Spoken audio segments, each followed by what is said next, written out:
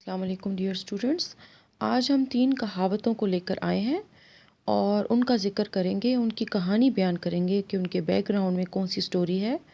پہلی کہاوت ہے چراغ تلے اندھیرا، دوسری کہاوت ہے اب سونٹے تیری باری، تیسری کہاوت ہے چور کی داڑھی میں تنکا۔ Let us start. چراغ تلے اندھیرا، منصف حاکم کے قرب میں ظلم ہونا، غیروں کو فائدہ پہنچانا اور اپنوں کو محروم رکھنا۔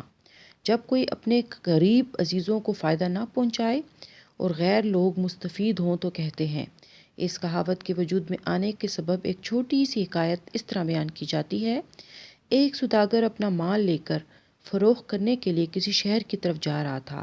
بادشاہ کے قلعے کے پاس پہنچتے پہنچتے اسے رات ہو گئی۔ وہ قلعے کی دیوار کے کنارے ٹھہر گیا۔ اس کے خیال میں قلعہ سب سے محفوظ مقام تھا۔ رات گزار کر صبح کو شہر کی طرف اسے روانہ ہونا تھا۔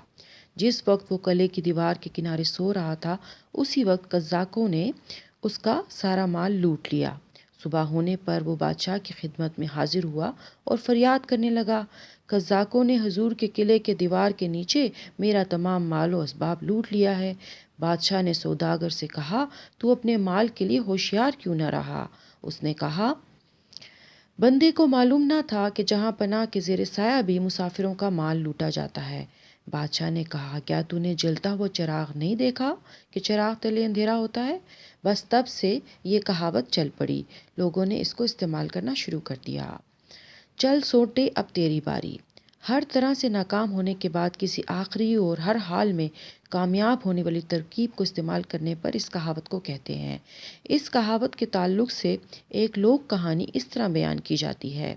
ایک بار ایک شیخ چلی اپنی ماں سے اجازت لے کر کمانے کے لیے کسی دوسرے شہر کی طرف چلا۔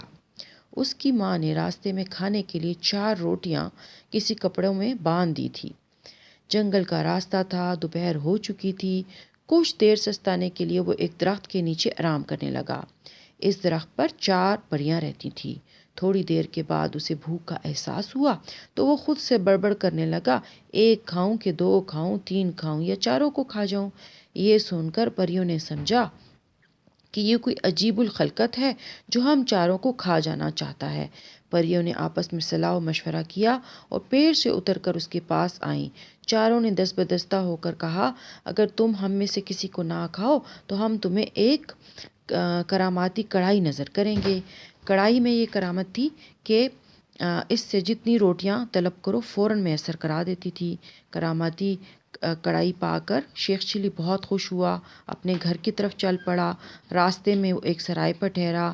کرائے کے بٹیارے کو کسی طرح اس کڑھائی کی خوبی کا پتہ چلا تو اس نے بڑی ہوشیاری سے اس کڑھائی کو اپنے قبضے میں کیا اور اس کی جگہ معمولی سی کڑھائی رکھ دی۔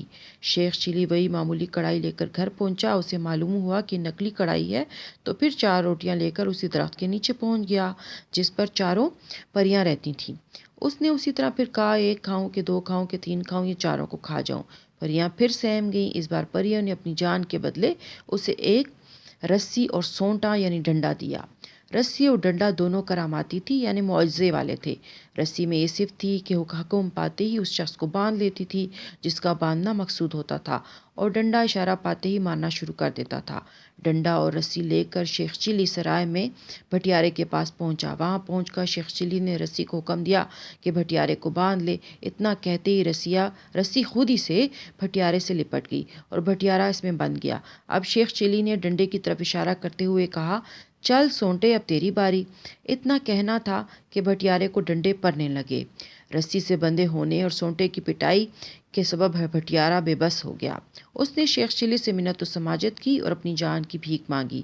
کراماتی کڑھائی شیخ چلی کے حوالے کرتے ہوئے اس نے پھر کسی کے ساتھ فریب نہ کرنے کی قسم کھائی۔ شیخ چلی کراماتی کڑھائی، رسی اور سونٹا لے کر خوش خوش اپنے گھر واپس چلا گیا۔ چور کی داڑھی میں تنکا، چور خود ہی اپنے چوکنا پن سے پہچانا جاتا ہے۔ عام تانے اور کنائے کو اگر کوئی اپنی طرف گمان کر لے تبھی یہ کہاوت کہی جاتی ہے۔ عیب دار اپنی حرکت سے پہچانا جاتا ہے، جہاں گڑھا ہوتا ہے وہیں پانی ہوتا ہے۔ چور چوری کی بات کو اپنے اوپر لے جاتا ہے، اصل میں ایک قاضی کے فیصلے کی تنویع ہے۔ جو کہ بہت زیادہ مشہور ہے۔ اس کے لیے کئی حکایتیں ہیں۔ حکایت نمبر 1، ایک شخص کی کوئی چیز چوری ہو گئی۔ اس نے قاضی کی عدالت میں مقدمہ دائر کیا اور ان لوگوں کے نام پوچھے قاضی نے جن پر چوری کا شک تھا۔ قاضی نے مشتبہ آدمیوں کو بلا کر کہا اور اپنے پیادے سے کہا، میں جس کی طرف اشارہ کروں اسے فوراً گرفتار کر لینا۔ بس یہ کہتے ہی قاضی نے کہا، دیکھو چور کی داڑھی میں تنکا ہے۔ چور کے دل میں چونکہ ڈر تھا، اس نے فوراً ہی اپنی داڑھی پر ہاتھ ڈالا۔ اس کی حرکت سے قاضی نے کہا کہ یہی چور ہے۔ اس نے پیادے کی طرف اشارہ کیا اور پیادے نے اسے گرفتار کر لیا۔ اس طرح چرائی ہوئی چیز بھی اسی کے پاس سے برآمد ہوئی۔ حکایت نمبر 2، ایک قافلے میں کسی کا مال چوری ہو گیا۔ صاحب مال نے قافلے کے تمام لوگوں کو جمع کر کے کہا، میرا مال چوری ہو گیا ہے۔ جس شخص نے لیا ہے میں اس کو تاڑ گیا ہوں، اس کی داڑھی میں تنکا ہے۔ چور بھی اس مجمع میں موجود تھا۔ اس کے دل میں خطرہ گزرا کہ شاید میری داڑھی میں بھی تنکا ہے اور مجھ پر چوری ثابت ہو جائے گی۔ اس خیال سے اس نے داڑھی پر ہاتھ پھیرا تاکہ تنکا داڑھی سے نکل کر گر جائے۔ اس کی اس حرکت سے وہ شناخت میں آ گیا، غرض اس طرح چور کا پتہ چل گیا۔ حکایت نمبر 3، کسی شخص کا کچھ روپیہ جو بھوسے کی کوٹری میں اس نے چھپا رکھا تھا چوری ہو گیا۔ اس نے کوتوال سے فریاد کی۔ کوتوال بہت عقل مند تھا۔ وہ موقع واردات پر پہنچا، جگہ کا معائنہ کیا، مشتبہ لوگوں کو اکٹھا کیا اور سب کو ایک جگہ کھڑا کر کے کہا، جگہ مجھ سے کہہ رہی ہے کہ جس کی داڑھی میں تنکا ہوگا وہی چور ہوگا۔ موجودہ لوگوں میں سے جو چور تھا اس نے اپنی داڑھی پر احتیاطاً ہاتھ پھیرا کہ شاید کوئی تنکا ہو تو وہ گر جائے۔ کوتوال تو نظر رکھے ہوا تھا، اس نے فوراً پکڑ لیا اور کہا کہ چور کی داڑھی میں تنکا۔ حکایت نمبر 4، ایک گاؤں کے مندر سے ایک قیمتی مورتی چوری ہو گئی۔ گاؤں کے مکھیا اور دوسرے لوگوں نے چور کا پتہ لگانے کی بہت کوشش کی مگر ناکام رہے۔ اس گاؤں کے قریب ایک دوسرا بڑا گاؤں تھا۔ وہاں ایک بوجھ بزرگ رہتے تھے۔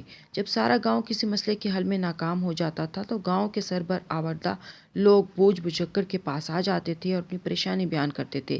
بوجھ بزرگ بڑی اعتماد سے سر ہلاتے، مسکراتے، کبھی سنجیدہ صورت بنا لیتے اور اس کے بعد مسئلے کا حل بتا دیتے۔ چنانچہ مورتی چوری ہونے کا معاملہ بھی ان سے رجوع کیا گیا۔ بوجھ بزرگ نے اپنی آنکھیں بند کیں، دیر تک سوچتے رہے، پھر سب کو غور سے دیکھا۔ اس کے بعد ہنسنے لگے اور بولے، سارا گاؤں مل کر اپنے ہی گاؤں کے چور کا پتہ نہیں لگا سکا۔ جاؤ، ہم چور کو پکڑوا دیں گے اور مال بھی برآمد کروا دیں گے، مگر سارے گاؤں پر جرمانہ بھی ڈالیں گے۔ سب نے یک زبان ہو کر کہا، بوجھ بزرگ جی، ہم سب تیار ہیں، جو حکم ہو ہم سب کو منظور ہے۔ بوجھ بزرگ نے کہا، اب تم لوگ میرے پاس سے چلے جاؤ، میں کل تمہارے گاؤں میں آ کر تدبیر بتا دوں گا۔ اس کے بعد سب لوگ اپنے گاؤں کو واپس چلے گئے۔ دوسرے روز صبح ہی بوجھ بزرگ پنچایت میں پہنچ گئے۔ پنچایت کی اور سارے گاؤں کے لوگوں نے شکرانہ یعنی سادہ چاول جس میں کھاتے وقت کافی مقدار میں گھی اور شکر ڈالتے ہیں کھلانے کی رائے لی تھی۔ اس کے لیے روپیہ جمع کر لیا گیا۔ پنچایت کے گھر میں سب کو ایک جگہ بٹھا کر شکرانہ کھلایا گیا۔ بیچ میں بوجھ بزرگ بیٹھ گئے۔ کھاتے کھاتے اچانک کھڑے ہو گئے اور مسکرا کر بولے، بھائیو، میں نے چور کا پتہ لگا لیا ہے، یہیں بیٹھا ہے، کس مزے سے شکرانہ اڑا رہا ہے، اس کی داڑھی میں تنکا ہے۔ سب لوگ داڑھی والوں کی طرف دیکھنے لگے۔ چور کے بھی داڑھی تھی۔ وہ جلدی جلدی داڑھی پھٹکارنے لگا تاکہ تنکا گر جائے۔ بوجھ بزرگ نے اس کی طرف اشارہ کیا اور کہا، بھائیو، یہی چور ہے۔ اس کو سب نے گھیر لیا۔ چور بوجھ بزرگ کے قدموں میں گر پڑا اور مورتی کو واپس کرتے ہوئے گڑ گڑا کر معافی مانگنے لگا۔ تو آج ہم نے 3 پرووربس کیے ہیں۔ پہلا پروورب تھا چراغ تلے اندھیرا، جو کہ انگلش میں بھی ہے۔ اس کے بعد ہم نے کیا تھا اب سونٹے تیری باری، جو کہ اردو میں ہے۔ اس کے علاوہ ہم نے تیسرا کیا ہے چور کی داڑھی میں تنکا، یہ بھی انگلش میں بھی ہے۔ تو یہ ہم نے اس کی بیک گراؤنڈ سٹوریز آج سیکھی کہ کس وجہ سے لوگ یہ استعمال بھی کرتے ہیں اور کس وجہ سے یہ بنے تھے۔ سی یو نیکسٹ ٹائم۔ یاد رکھیں کہ انگلش پوٹینشیل چینل، اس کو آپ نے سبسکرائب کرنا ہے، لائک کرنا ہے، کمنٹ کریں اور آئیڈیاز دیں اور شیئر کریں اپنے دوستوں کے ساتھ، اپنے فیملی ممبرز کے ساتھ۔ سی یو نیکسٹ ٹائم۔ اللہ حافظ۔